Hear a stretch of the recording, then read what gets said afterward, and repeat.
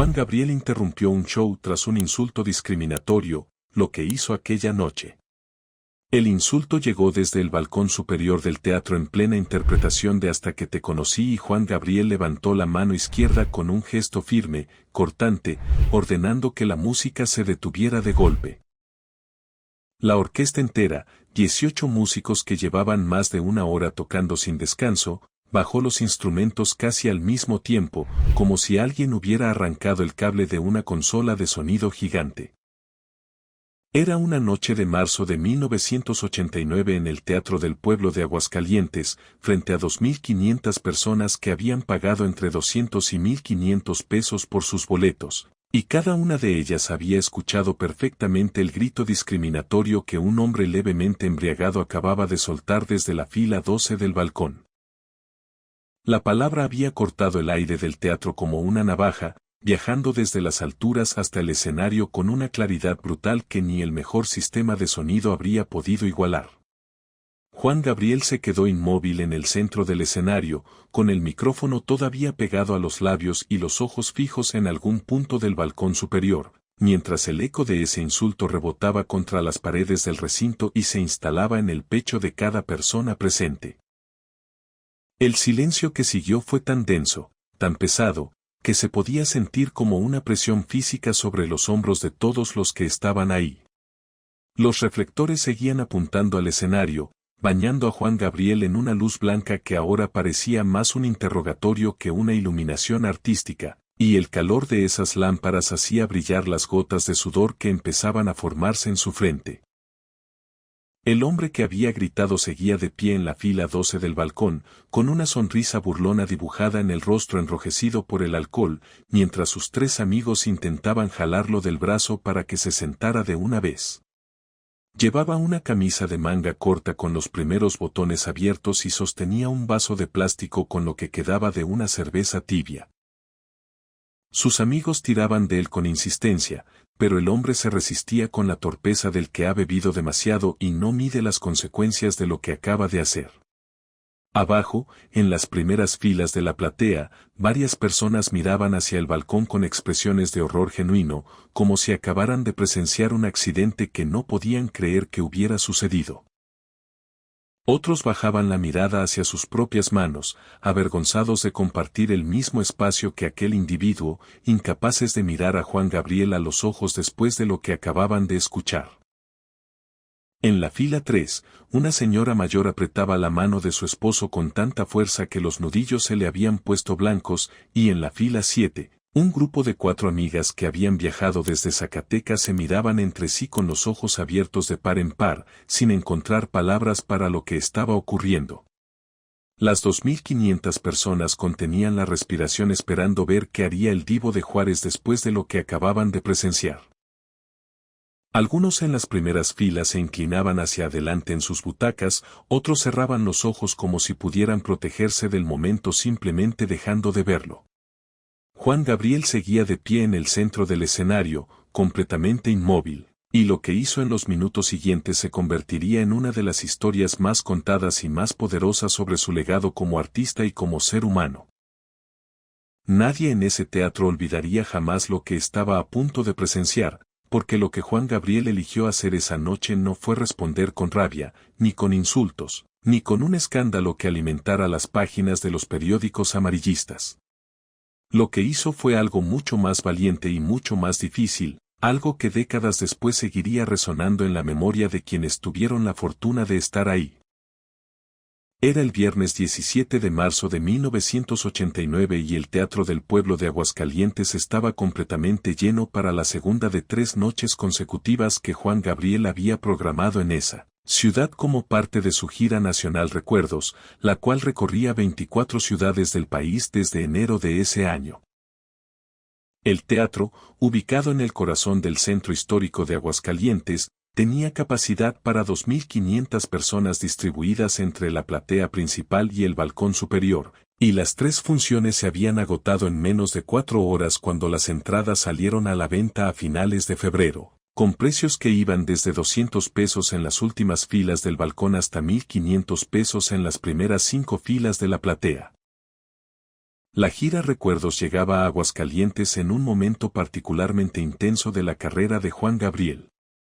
Su álbum más reciente había vendido más de 3 millones de copias en México y varios países de América Latina, consolidándolo como el artista más taquillero del país por 7º año consecutivo. La revista Billboard lo había nombrado el artista latino con más presentaciones en vivo durante 1988, con 142 conciertos realizados en 12 meses, una cifra que parecía humanamente imposible y que sus propios médicos le habían pedido que no intentara superar. El Teatro del Pueblo tenía una acústica particular que hacía que cada sonido, cada palabra, cada nota musical, viajara con claridad cristalina desde el escenario hasta el último rincón del balcón. Era un espacio que había sido diseñado originalmente para presentaciones de ópera a principios del siglo XX, y esa herencia arquitectónica significaba que cualquier cosa que se dijera en voz alta dentro de esas paredes sería escuchada por todos los presentes, sin excepción. Esa característica, que normalmente era una virtud del recinto, se convirtió esa noche en un amplificador involuntario de la crueldad. El ambiente antes del incidente había sido de celebración pura. Juan Gabriel había salido al escenario puntualmente a las 9 de la noche, vestido con un traje blanco impecable bordado con hilos dorados que brillaban bajo los reflectores como pequeñas estrellas. El público lo había recibido con una ovación de pie que duró casi 3 minutos, durante los cuales él simplemente se quedó parado en el centro del escenario, sonriendo con los brazos abiertos, absorbiendo el cariño de esas 2.500 personas que habían venido a verlo cantar. La orquesta de 18 músicos, vestidos con trajes negros y camisas blancas, ocupaba el fondo del escenario en una formación semicircular, con la sección de cuerdas a la izquierda, los metales a la derecha, y la percusión al centro, detrás de un piano de cola negro que brillaba como un espejo bajo las luces. Juan Gabriel había comenzado el concierto con Querida, como solía hacer en esa gira, y luego había encadenado una serie de éxitos que incluyeron Amor Eterno, Así fue y No tengo dinero, cada una recibida con aplausos ensordecedores y coros espontáneos del público que cantaba cada palabra de memoria. Llevaba aproximadamente 1 hora y 10 minutos de espectáculo cuando comenzó a interpretar Hasta que te conocí, una canción que el público amaba especialmente porque invitaba a la participación colectiva, con palmadas y coros que llenaban el teatro de energía contagiosa. Era precisamente durante el segundo coro de esa canción, cuando el teatro entero vibraba con la fuerza de 2.500 voces cantando al unísono, que el insulto cayó desde el balcón como una piedra lanzada contra un vitral, destrozando la belleza del momento en 1000 pedazos.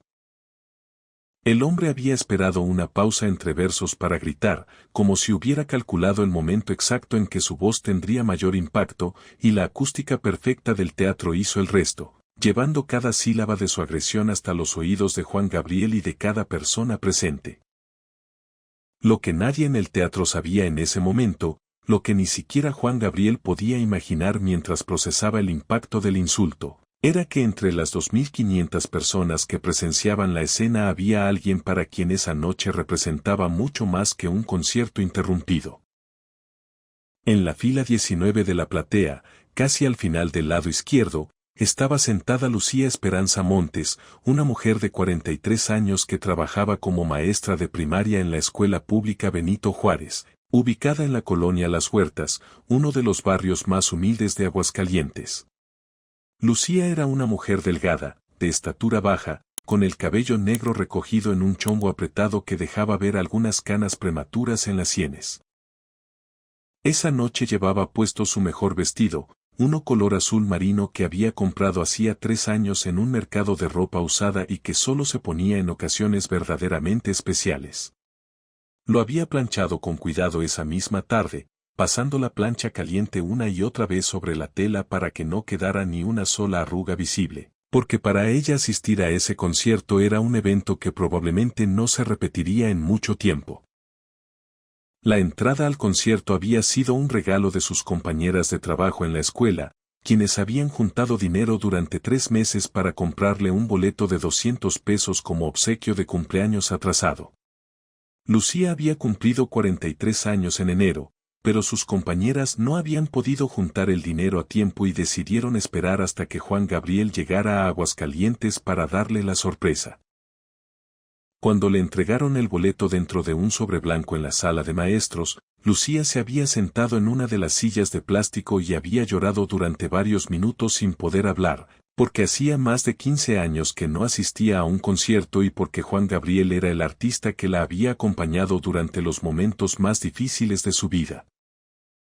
Lo que sus compañeras no sabían, lo que Lucía guardaba con un silencio que le pesaba como una roca en el pecho desde hacía años, era que su hijo menor, Daniel, de 19 años, estaba pasando por una situación que la tenía despierta todas las noches desde hacía meses. Daniel había intentado hablar con ella sobre quién era realmente, sobre lo que sentía, sobre la razón por la que nunca había llevado una novia a la casa, pero cada vez que el muchacho reunía el valor para iniciar la conversación, algo lo detenía. El miedo al rechazo, la incertidumbre de no saber cómo reaccionaría su madre, el terror de perder lo único que tenía en el mundo. Lucía lo sabía. Una madre siempre sabe. Había encontrado indicios durante años, pequeñas señales que ella leía en silencio y que le provocaban una mezcla confusa de amor incondicional y temor profundo. Temor no por lo que su hijo era, sino por lo que el mundo le haría cuando lo supiera. Vivían en un barrio donde las palabras como la que ese hombre acababa de gritar en el teatro se usaban con normalidad espantosa, donde los vecinos hablaban con desprecio abierto de cualquiera que fuera diferente, donde ser distinto podía significar desde el aislamiento social hasta la violencia física. Lucía había visto cómo trataban a un joven del barrio vecino que había sido descubierto por sus padres, lo habían echado de su casa a los 17 años, lo habían golpeado en la calle. Lo habían expulsado de la comunidad como si fuera un criminal. Y cada vez que recordaba esa historia, el pecho se le apretaba pensando en Daniel, en la posibilidad de que algo similar le sucediera a su hijo.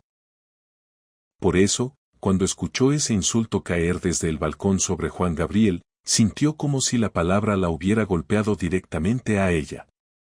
Se le cerraron los puños sobre el vestido azul marino, las uñas cortas clavándose en la tela, y sintió que las lágrimas empezaban a subir por su garganta con una urgencia que no podía controlar. No lloraba por Juan Gabriel, aunque lo admiraba profundamente. Lloraba porque esa misma palabra era la que temía escuchar dirigida hacia su hijo, la que sabía que Daniel ya había escuchado en pasillos de la preparatoria, en canchas de fútbol, en esquinas del barrio donde los hombres se sentaban a juzgar al mundo entero mientras bebían cerveza caliente. Lucía apretó los dientes y miró hacia el escenario donde Juan Gabriel seguía de pie, inmóvil, procesando el golpe. Quería que él respondiera, que dijera algo, que demostrara que esas palabras no tenían poder. Necesitaba verlo sobrevivir a ese momento, porque si Juan Gabriel, con toda su fama, su talento, su fortuna y su plataforma, podía ser destruido por un insulto gritado desde un balcón, entonces ¿qué esperanza le quedaba a su hijo Daniel, que no tenía nada de eso, que era simplemente un muchacho de 19 años en un barrio pobre de Aguascalientes intentando descubrir cómo vivir siendo quien era en un mundo que parecía empeñado en castigarlo por ello? El silencio en el teatro ya llevaba casi 20 segundos que se sentían como una eternidad para todos los presentes. 20 segundos en los que nadie tosía, nadie se movía, nadie susurraba a su acompañante. El aire acondicionado del teatro seguía funcionando con un zumbido casi imperceptible que ahora se había convertido en el único sonido audible, un murmullo mecánico que subrayaba la ausencia total de música, de voces, de vida. Juan Gabriel respiraba profundamente, intentando controlar el temblor que recorría todo su cuerpo desde las manos hasta las rodillas. Los reflectores seguían clavados en él, implacables, sin darle ningún rincón oscuro donde pudiera procesar lo que acababa de suceder sin ser observado por 5.000 ojos que esperaban una reacción. Cada segundo que pasaba sin que él hablara o se moviera aumentaba la tensión en el recinto, como una cuerda de guitarra que alguien sigue tensando y tensando sabiendo que en algún momento va a reventar. En el escenario, los 18 músicos de la orquesta permanecían en sus posiciones con los instrumentos sobre las piernas o los arcos suspendidos en el aire, mirando a Juan Gabriel con una mezcla de preocupación y desconcierto que ninguno intentaba disimular. El guitarrista principal, un hombre de 45 años llamado Arturo que llevaba 5 años tocando con Juan Gabriel y que lo había visto enfrentar momentos difíciles en escenarios de todo el país, jamás lo había visto así de afectado.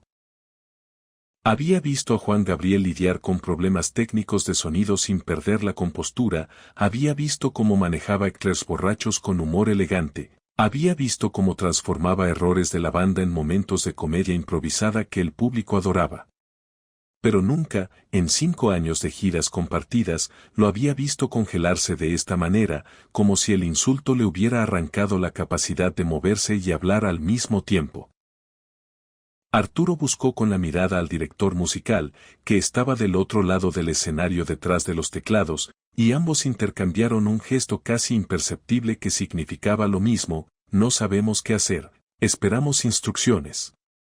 Algunas personas en las primeras filas habían empezado a mirar sus manos nerviosas, retorciendo programas del concierto o abriendo y cerrando bolsos sin razón, buscando algo que hacer con la ansiedad que les provocaba no saber qué iba a pasar. Un hombre en la segunda fila se inclinó hacia su esposa y le susurró algo al oído, pero ella lo calló con un gesto brusco de la mano, como diciéndole que este no era momento para hablar. En la fila 11, justo debajo del balcón, una mujer se había tapado la boca con ambas manos y no las había bajado desde que escuchó el insulto, como si estuviera conteniendo un grito que no podía soltar.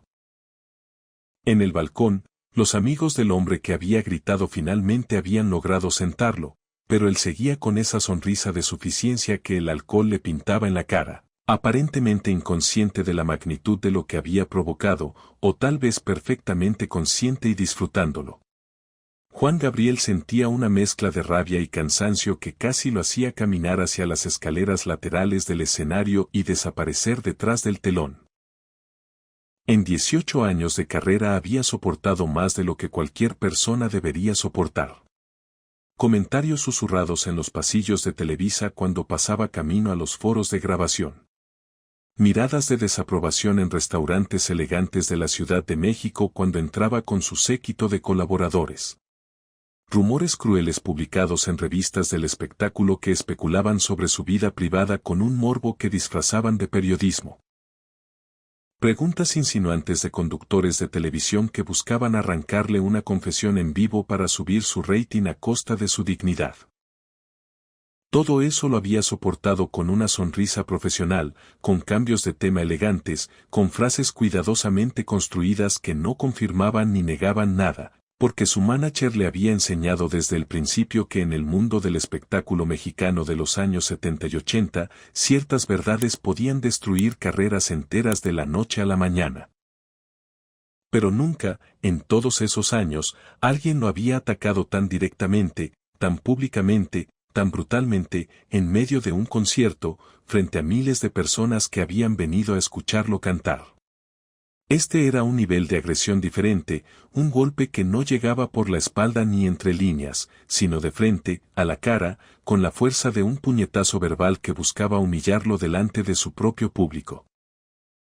Y lo peor era que sabía que todas las miradas estaban clavadas en él, esperando su reacción, esperando ver si se quebraba o se mantenía de pie, esperando ver si el Divo de Juárez era tan fuerte como aparentaba ser cuando estaba bajo las luces del escenario cantando canciones de amor. Por un segundo que se sintió como un minuto completo, consideró simplemente continuar la canción como si nada hubiera pasado, retomar la música, fingir que no había escuchado, seguir sonriendo como había hecho durante 18 años cada vez que alguien intentaba herirlo. Pero algo dentro de él, algo profundo, algo que llevaba años acumulándose como agua detrás de una represa, se negaba a dejar pasar esto como todas las otras veces. Estaba cansado. Cansado de sonreír cuando lo insultaban. Cansado de cambiar de tema cuando los periodistas hacían preguntas diseñadas para lastimarlo. Cansado de fingir que las palabras no penetraban la armadura que se había construido con lentejuelas y canciones populares. Llevaba casi 2 décadas cargando el peso de un silencio que lo protegía profesionalmente pero lo asfixiaba como persona, y esta noche, en este teatro de Aguascalientes, frente a estas 2500 personas, algo dentro de él se quebró. No de la manera en que se quiebra algo que se destruye, sino de la manera en que se quiebra un dique cuando ya no puede contener más agua. Los músicos seguían mirándolo preocupados, sin saber si debían recoger sus instrumentos y prepararse para salir del escenario. Algunos habían oído historias de artistas que abandonaban conciertos después de ser insultados, y temían que esta noche terminara así. El percusionista, un hombre joven que apenas llevaba 6 meses con la orquesta, tenía las baquetas apretadas entre los dedos con tanta fuerza que los nudillos se le habían puesto blancos. El bajista miraba al suelo, incapaz de levantar la vista hacia Juan Gabriel porque sentía que hacerlo sería como mirar a alguien en un momento demasiado íntimo, demasiado vulnerable. El silencio ya sobrepasaba los 30 segundos y la presión dentro del teatro era casi insoportable. Algunas personas en las últimas filas se habían puesto de pie, no para irse, sino para ver mejor, para asegurarse de no perderse lo que fuera que estuviera a punto de suceder. Y entonces Juan Gabriel se movió. No hacia el lateral del escenario, no hacia la salida, no hacia el balcón donde el hombre todavía estaba sentado con esa sonrisa estúpida pegada en la cara. Juan Gabriel caminó lentamente, con pasos deliberados que resonaban en el silencio absoluto del teatro, hacia el piano de cola negro que estaba en el lado izquierdo del escenario. Cada paso que daba hacía eco contra las paredes del recinto con una claridad que parecía intencional, como si cada pisada fuera una declaración de que no iba a correr, de que no iba a huir, de que iba a quedarse exactamente donde estaba y enfrentar este momento a su manera. Sus zapatos de charol blanco repiqueteaban contra la madera oscura del escenario y el sonido viajaba hasta las últimas filas del balcón, donde las personas se inclinaban hacia adelante intentando descifrar qué estaba haciendo, por qué caminaba hacia el piano en lugar de hacia el micrófono central, porque no había dicho una sola palabra todavía.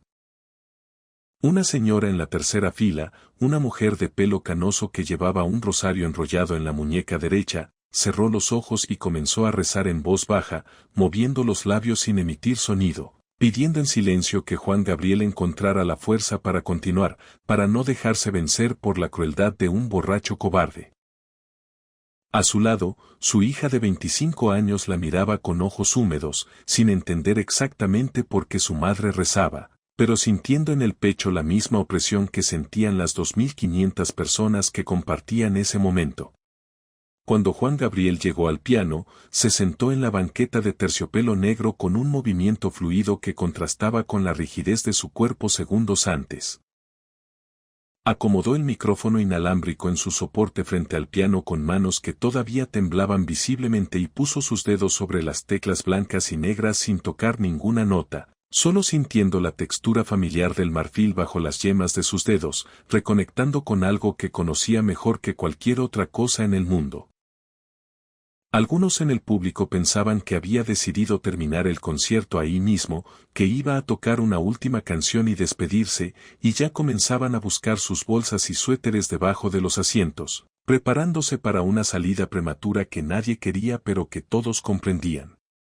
Otros se inclinaban hacia adelante con los ojos bien abiertos, intuyendo que algo importante estaba por suceder, algo que no habían previsto y que valía la pena presenciar aunque doliera. Juan Gabriel giró lentamente en la banqueta hasta quedar completamente de frente a las 2500 personas que lo miraban con una atención tan intensa que podía sentirla como calor sobre su piel. En sus ojos había algo que nadie le había visto antes, una mezcla de dolor y determinación que lo hacía parecer, al mismo tiempo, más frágil y más fuerte de lo que nunca había sido sobre un escenario. Y en ese momento, sentado frente al piano, con los reflectores cayendo sobre su traje blanco como rayos de luna artificial, Juan Gabriel tomó una decisión que cambiaría el resto de esa noche y que décadas después seguiría contándose como uno de los momentos más valientes de su carrera. No iba a responderle directamente al hombre que lo había insultado, porque eso solo le daría la satisfacción de saber que había logrado provocarlo, de saber que sus palabras habían penetrado la piel y llegado hasta el hueso. No iba a defenderse con explicaciones, porque después de 18 años de carrera estaba profundamente harto de tener que justificar quién era ante personas que no merecían esa explicación. No iba a gritar, ni a llorar públicamente, ni a hacer un escándalo que al día siguiente aparecería en las páginas de los periódicos amarillistas con titulares sensacionalistas que reducirían todo el dolor de ese momento a un chisme de espectáculos más. En lugar de todo eso, iba a hacer lo único que siempre había sabido hacer mejor que nadie, lo único que nunca lo había traicionado, lo único que durante 18 años le había servido como escudo, como refugio, como lenguaje cuando las palabras comunes no alcanzaban. Iba a cantar. Juan Gabriel habló con voz tranquila pero firme, una voz que llegó a cada rincón del teatro con la misma claridad con la que había llegado el insulto minutos antes, pero cargada de algo completamente opuesto. Dignidad. La música no tiene género, dijo, dejando que cada palabra ocupara su propio espacio en el silencio del recinto. Solo tiene alma. El público seguía inmóvil, procesando esas 8 palabras que habían caído sobre el teatro como una lluvia suave después de un trueno. Nadie aplaudía, nadie se movía, nadie lloraba todavía. Todos estaban suspendidos en ese momento, esperando ver qué haría después, sintiendo que estaban presenciando algo que trascendía un simple concierto. Él continuó hablando sin levantar la voz ni sonar defensivo, con la calma de alguien que ha decidido dejar de pelear contra el mundo y simplemente ser quien es. Vine aquí esta noche a cantar para ustedes. No a justificar quién soy ni cómo vivo mi vida. Vine a cantar. Puso sus dedos sobre las teclas del piano y tocó los primeros acordes, lentos, deliberados, casi dolorosos, de Abrázame muy fuerte. Las notas salieron del piano como gotas de agua cayendo en un estanque quieto, cada una creando ondas que se expandían por todo el teatro. Esta canción, dijo antes de comenzar a cantar, se la dedico a todos los que alguna vez se sintieron juzgados solo por existir. Juan Gabriel respiró profundamente antes de comenzar a cantar y en ese instante sintió que algo se desprendía de sus hombros, algo pesado que había cargado durante años, algo que ya no tenía fuerzas ni ganas de seguir sosteniendo. Comenzó a cantar solo al piano, sin la banda, sin arreglos orquestales, sin nada que lo protegiera excepto su propia voz y 10 dedos sobre las teclas de un piano de cola. Su voz salió clara y cargada de una emoción que trascendía la interpretación profesional, una emoción que venía de un lugar tan profundo que los músicos detrás de él se miraban entre sí con los ojos húmedos, porque conocían a Juan Gabriel mejor que casi nadie y sabían que lo que estaban escuchando no era actuación. Era verdad pura transformada en melodía. La canción hablaba sobre la necesidad de ser abrazado, de ser aceptado, de sentirse amado sin condiciones y sin explicaciones, y cada palabra parecía tener un peso específico que la hacía caer sobre el público como una piedra lanzada a un lago profundo. En la quinta fila, una mujer mayor de cabello blanco y manos arrugadas comenzó a llorar abiertamente, limpiándose las lágrimas con un pañuelo de tela bordado que sacó de su bolso con dedos temblorosos. No lloraba en silencio, sino con sollozos que las personas a su alrededor podían escuchar claramente, y nadie le dijo nada, nadie la miró con incomodidad, porque la mitad del teatro sentía exactamente lo mismo y solo estaba conteniendo las lágrimas por puro orgullo. En la octava fila, un hombre corpulento de unos 50 años, con bigote espeso y manos gruesas de quien ha trabajado toda la vida con ellas, se puso de pie lentamente y comenzó a aplaudir de forma suave y rítmica, aunque la canción no había terminado. El aplauso sonaba como un latido de corazón amplificado, constante, firme, como una declaración de que él estaba ahí, de que apoyaba lo que estaba viendo, de que no iba a quedarse sentado mientras presenciaba un acto de valentía como ese. Otras personas empezaron a ponerse de pie también, primero de forma tímida, mirando a los lados para ver si alguien más lo hacía, y después con más convicción, como si el simple hecho de estar de pie fuera su manera de decir algo que no podían expresar con palabras. Para cuando Juan Gabriel llegó al coro de la canción, casi la mitad del teatro estaba de pie, aplaudiendo suavemente al ritmo de la melodía mientras él seguía cantando con los ojos cerrados y las lágrimas corriendo por sus mejillas sin que hiciera el menor intento de detenerlas o esconderlas. Los músicos detrás de él observaban la escena con expresiones de asombro genuino, porque en años de giras y conciertos nunca habían presenciado algo así, nunca habían visto a un público reaccionar de esa manera en medio de una canción, poniéndose de pie no para bailar sino para acompañar, para abrazar con su presencia a alguien que acababa de ser herido frente a ellos. En el balcón, el hombre que había gritado el insulto ya no sonreía. La sonrisa burlona se le había caído del rostro como una máscara que ya no podía sostener y ahora miraba hacia abajo, hacia la platea, con una expresión que oscilaba entre la confusión y algo que podría haber sido el inicio de la vergüenza, aunque probablemente el alcohol le impedía sentirla completamente. Sus tres amigos tenían la mirada clavada en el suelo, incapaces de mirar a nadie a los ojos, y uno de ellos se había tapado la cara con ambas manos como si quisiera desaparecer. Dos guardias de seguridad del teatro, hombres fornidos con camisas negras y auriculares en los oídos, se habían acercado discretamente a la fila 12 del balcón y le pidieron al hombre en voz baja que los acompañara hacia la salida. Él intentó resistirse, balbuceando que había pagado su boleto y que tenía derecho a quedarse, pero los guardias fueron firmes y lo tomaron cada uno de un brazo con una gentileza forzada que dejaba claro que no era negociable. Lo escoltaron por el pasillo del balcón hacia las escaleras de salida mientras las personas en las filas cercanas lo miraban con un desprecio silencioso que era más elocuente que cualquier insulto. Algunos le gritaban que se fuera y que no regresara nunca. Una mujer en la fila 10, cuando el hombre pasó frente a ella, lo miró directamente a los ojos y le dijo con voz clara y cortante, «cobarde». La palabra viajó por el silencio del balcón como un eco que se instaló en los oídos de todos los presentes. En el escenario, Juan Gabriel seguía cantando sin mirar hacia donde estaba sucediendo la expulsión, concentrado completamente en la canción, en las notas del piano, en la verdad que salía de su garganta transformada en melodía. Su voz ya no temblaba, sus manos ya no le temblaban sobre las teclas. Había encontrado su centro, su fuerza, su lugar seguro en la música, como siempre lo había hecho desde que era un niño de 10 años cantando en las calles de Ciudad Juárez para conseguir monedas con las que comprar comida. La música lo había salvado entonces y lo estaba salvando ahora, en este teatro de Aguascalientes, frente a 2.500 personas que lloraban y aplaudían al mismo tiempo.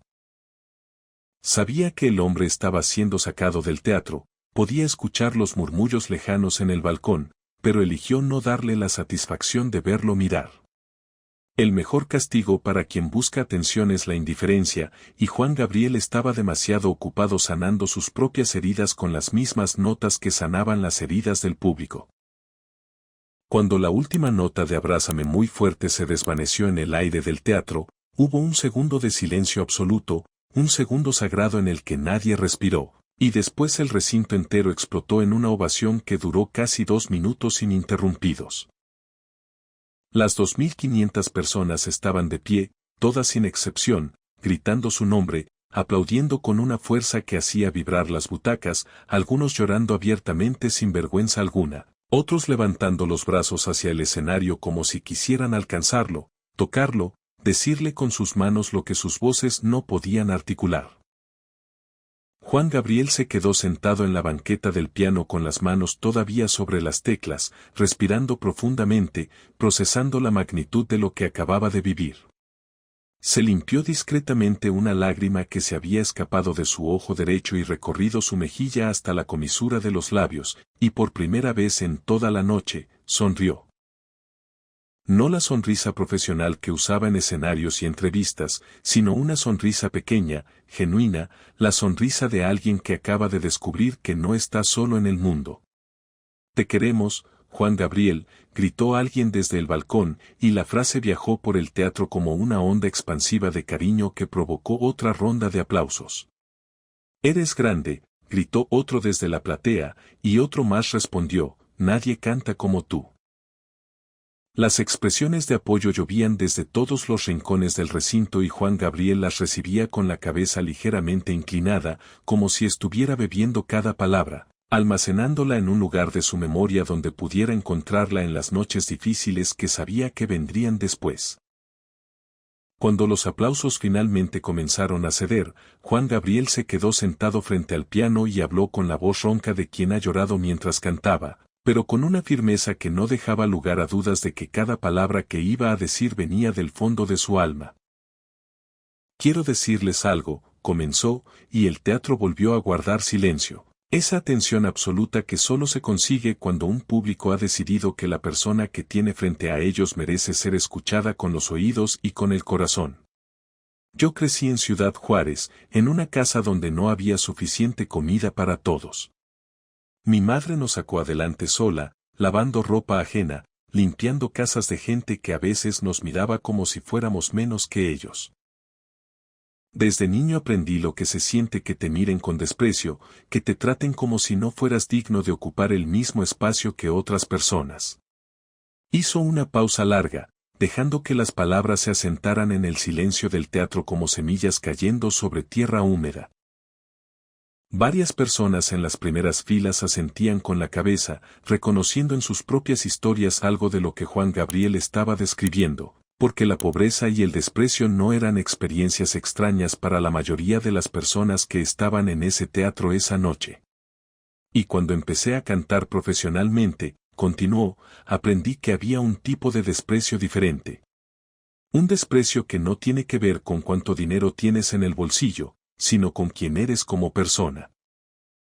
Aprendí que hay gente que cree que tiene derecho a decidir quién merece respeto y quién no, quién merece existir en paz y quién debe esconderse o pedir perdón por ser como es. Su voz se volvió más suave, más íntima, como si estuviera hablando en una sala pequeña y no en un teatro de 2500 personas. Lo que ese señor gritó hace unos minutos no me sorprende. Lo he escuchado antes, muchas veces, en muchos lugares. Lo he leído en revistas, lo he visto en miradas, lo he sentido en silencios incómodos cuando entro a ciertos lugares. Lo que me duele no es que alguien piense así, porque hay mucha gente que piensa así. Lo que me duele es que esas palabras lastiman a personas que no tienen el escenario ni el micrófono que yo tengo para defenderse. Respiró profundamente y miró hacia la platea, como si pudiera ver a cada individuo en su asiento, como si supiera que en esa audiencia había personas que llevaban sus propias heridas escondidas debajo de su mejor ropa. Yo puedo subir a un escenario y cantar después de que me insulten. Tengo una orquesta, tengo un público que me quiere, tengo una carrera que me respalda. Pero hay gente ahí afuera, hay muchachos jóvenes, hay personas en sus casas, en sus trabajos, en sus escuelas, que escuchan esas mismas palabras todos los días y no tienen nada de esto para protegerse. El silencio en el teatro era tan profundo que se podía escuchar el sistema de ventilación funcionando muy lejos, como un murmullo que venía de otro mundo. Por eso les pido algo esta noche. No me pidan que me explique. No me pidan que me justifique. No me pidan que les diga quién soy yo como vivo, porque eso no le importa a nadie más que a mí. Lo que sí les pido es que la próxima vez que vean a alguien ser atacado por ser diferente, no se queden callados. No miren para otro lado. No finjan que no escucharon. Varias personas estaban llorando abiertamente en sus asientos, hombres y mujeres por igual, porque las palabras de Juan Gabriel habían tocado algo profundo que iba más allá del incidente de esa noche, algo que tenía que ver con todas las veces que ellos mismos habían presenciado injusticia y habían guardado silencio por miedo o por comodidad. Lo que sucedió después no fue planeado ni orquestado ni ensayado. Fue uno de esos momentos que solo pueden nacer de la emoción colectiva genuina, del tipo de conexión que se forma cuando 2500 personas comparten simultáneamente la misma verdad emocional. Desde algún lugar de la platea, una voz femenina comenzó a cantar Amor Eterno sin acompañamiento, sin micrófono, solo una voz solitaria que se elevó desde las butacas con una fragilidad hermosa. Juan Gabriel la escuchó y giró la cabeza intentando identificar de dónde venía. Otra voz se unió desde el otro lado del teatro, luego otra, y otra más, y en cuestión de segundos, decenas de personas estaban cantando la misma canción espontáneamente, sin que nadie les hubiera pedido que lo hicieran, sin que existiera un plan o una señal. Los coros crecían como una ola que subía desde la platea hasta el balcón, llenando cada espacio del teatro con una armonía imperfecta y absolutamente conmovedora. Juan Gabriel se quedó inmóvil en la banqueta del piano escuchando a su público cantar para él, invirtiendo los roles de la noche, convirtiendo al artista en audiencia y a la audiencia en artistas. Sus ojos se llenaron de lágrimas nuevamente, pero esta vez no eran lágrimas de dolor sino de algo que no tenía nombre exacto, algo que estaba entre la gratitud y el asombro y la sensación abrumadora de ser querido por desconocidos. Cuando el coro espontáneo terminó, después de cantar casi 2 estrofas completas, el silencio que siguió fue diferente al silencio tenso de minutos antes. Este era un silencio cálido, lleno, como el silencio que hay dentro de un abrazo. Juan Gabriel puso las manos sobre las teclas del piano y comenzó a tocar los acordes de Amor Eterno, retomando exactamente donde el público había dejado, y esta vez toda la orquesta se unió sin necesidad de que él diera ninguna señal.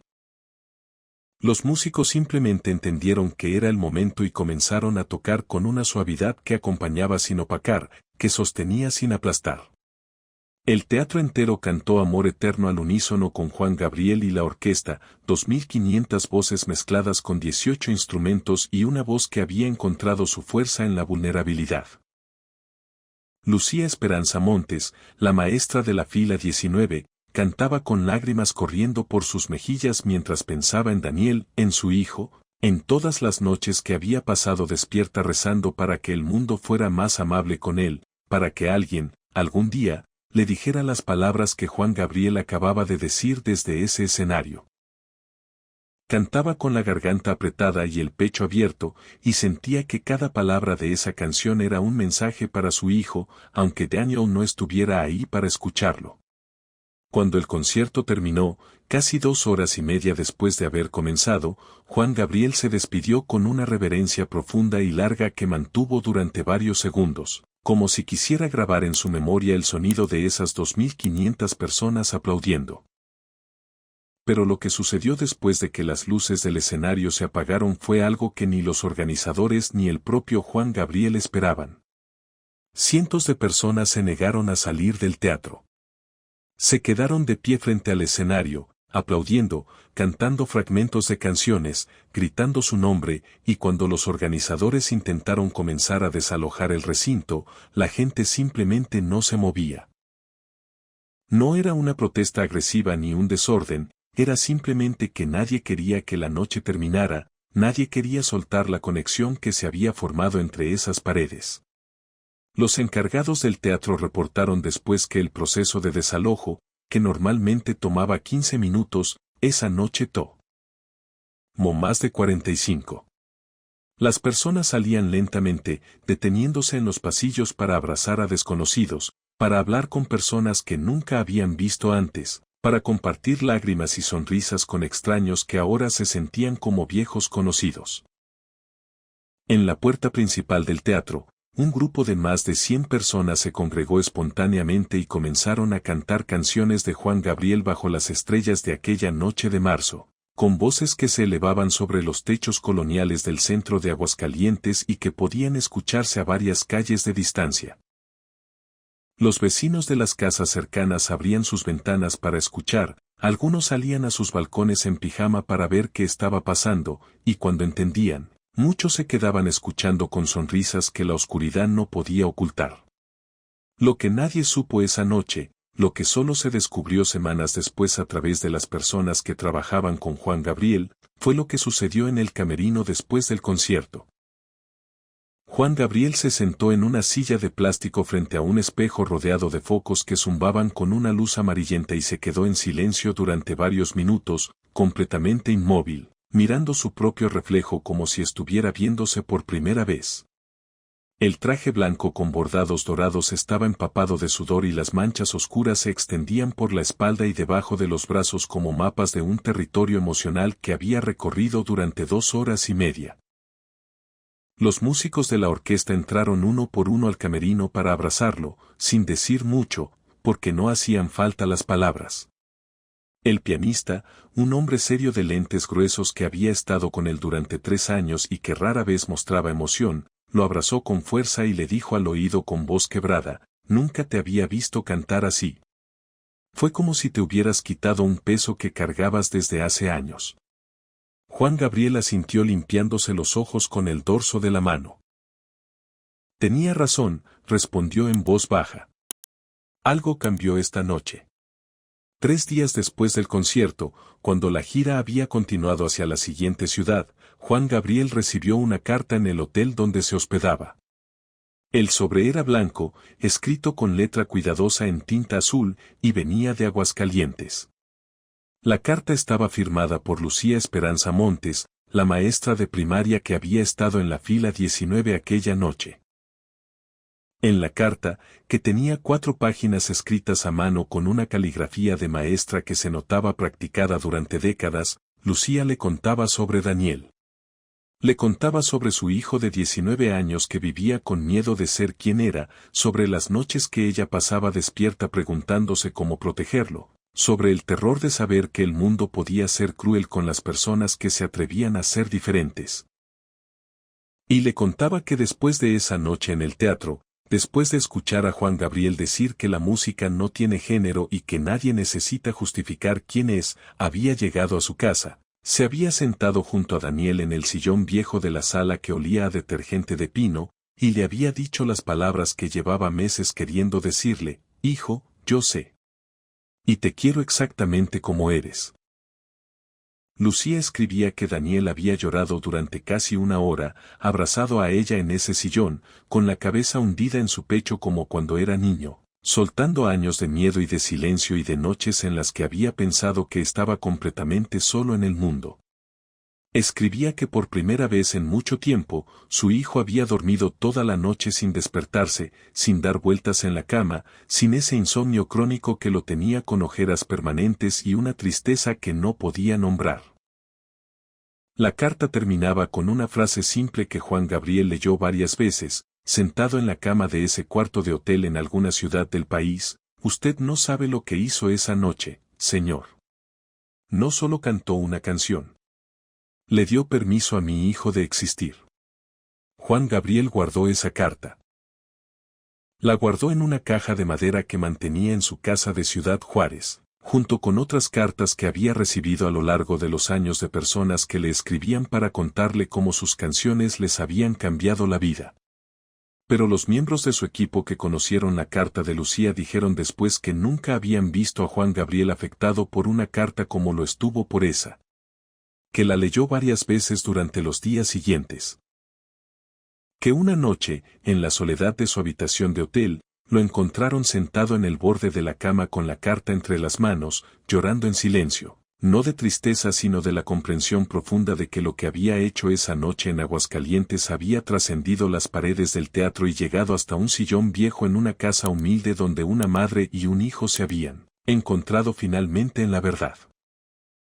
Como era de esperarse, no faltaron las voces críticas que intentaron reducir lo sucedido en Aguascalientes a un espectáculo calculado. Algunos columnistas de revistas de espectáculos escribieron que Juan Gabriel había aprovechado el insulto para crear un momento dramático que le diera publicidad gratuita, que todo había sido parte de una estrategia de marketing diseñada para generar titulares y mantenerlo en la conversación pública.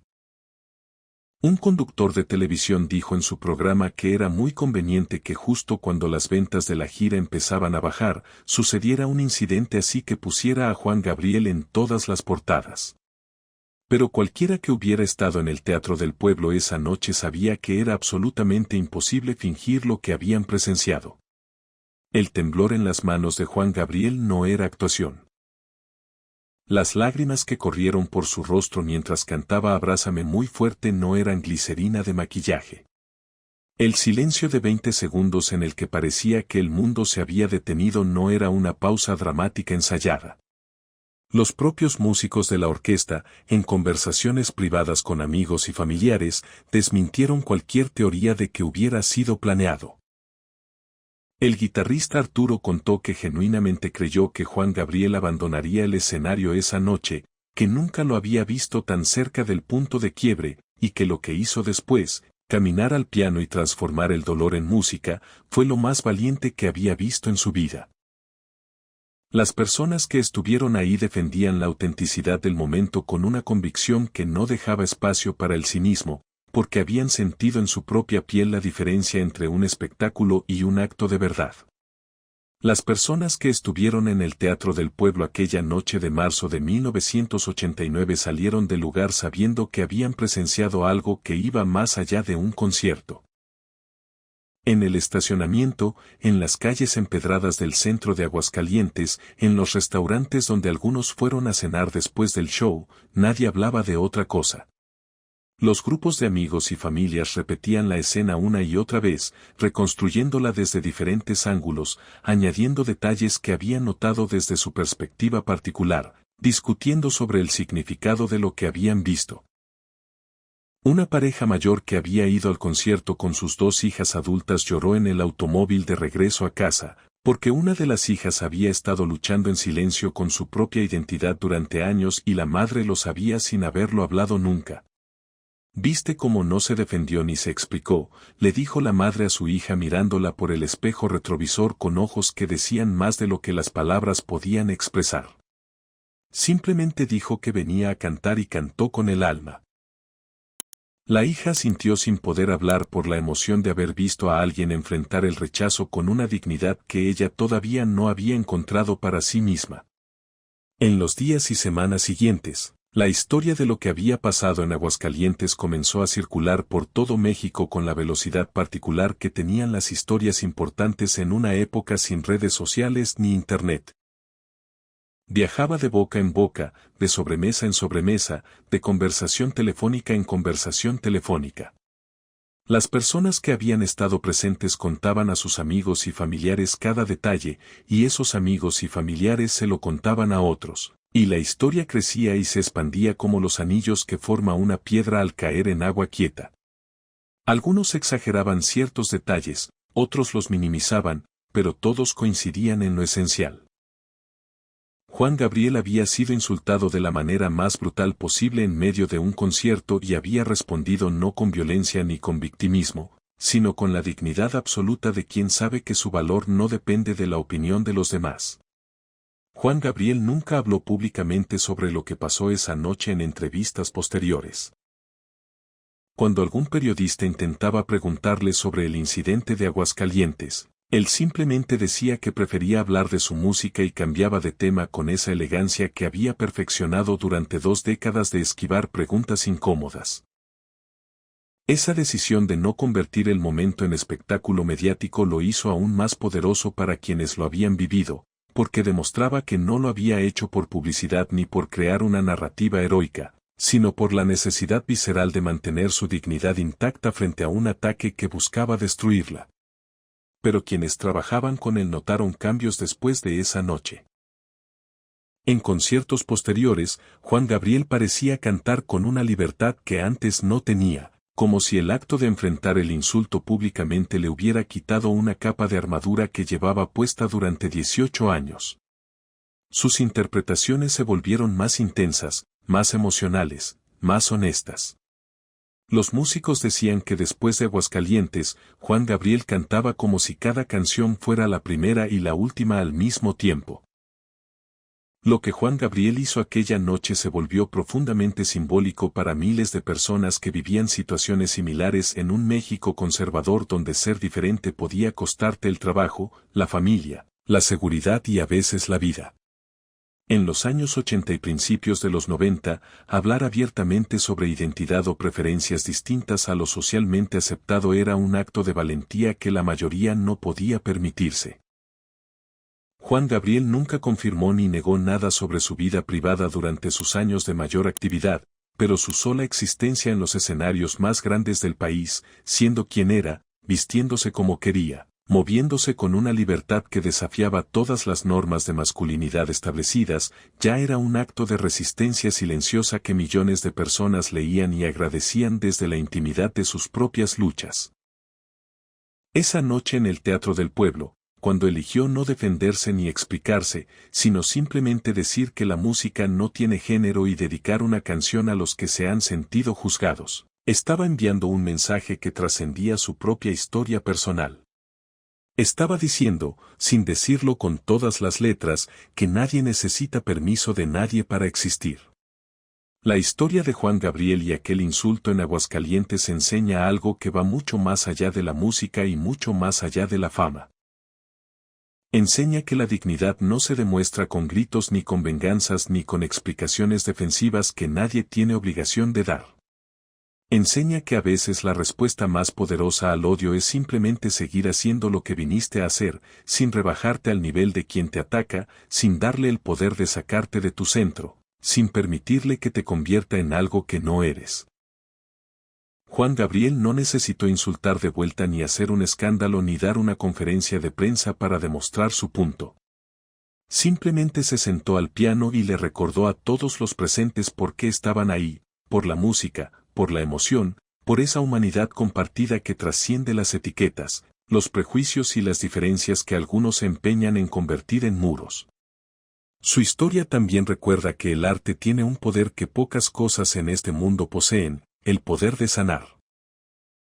No solo a quien lo crea, sino a quien lo recibe. Que una canción cantada en el momento correcto, con la verdad como único adorno, puede cambiar la manera en que alguien se ve a sí mismo, puede darle permiso para aceptar lo que lleva años negando, puede abrir una puerta que el miedo mantenía cerrada con candado. Aquella noche en Aguascalientes, Juan Gabriel no solo cantó para defenderse. Cantó para todos los que no tenían escenario, para todos los que enfrentaban insultos similares en silencio, en pasillos de escuelas, en reuniones familiares, en calles oscuras donde la diferencia se castiga con algo más que palabras. Cantó para Lucía y para Daniel y para miles de personas cuyos nombres nunca conocería pero cuyas vidas fueron tocadas por un hombre que eligió responder al odio con lo único que sabía hacer mejor que nadie, transformar el dolor en algo hermoso. Porque al final, lo que la gente recuerda no son los artistas perfectos que nunca fallan ni los ídolos inalcanzables que viven detrás de una cortina de misterio y silencio calculado.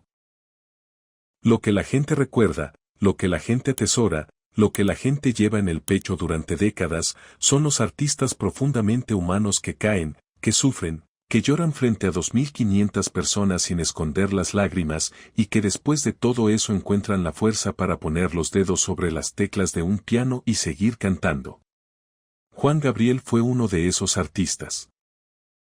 Un hombre que convirtió cada herida en canción, cada insulto en motivación, cada momento de vulnerabilidad en una oportunidad para conectar con la humanidad de quienes lo escuchaban. Y todo comenzó, o tal vez todo se reveló con mayor claridad, aquella noche de marzo de 1989 en un teatro de Aguascalientes, cuando un insulto gritado desde un balcón fue respondido no con rabia sino con la verdad desnuda de un hombre sentado frente a un piano, cantando con los ojos cerrados y el alma completamente abierta. Si eres fan de Juan Gabriel y quieres seguir conociendo historias como esta sobre el Divo de Juárez, suscríbete al canal porque cada semana traemos más momentos que revelan la grandeza humana detrás de la leyenda musical. Deja tu opinión en los comentarios y cuéntanos desde dónde estás viendo este video, porque nos llena de emoción saber que estas historias de dignidad y valentía llegan a rincones del mundo que nunca imaginamos.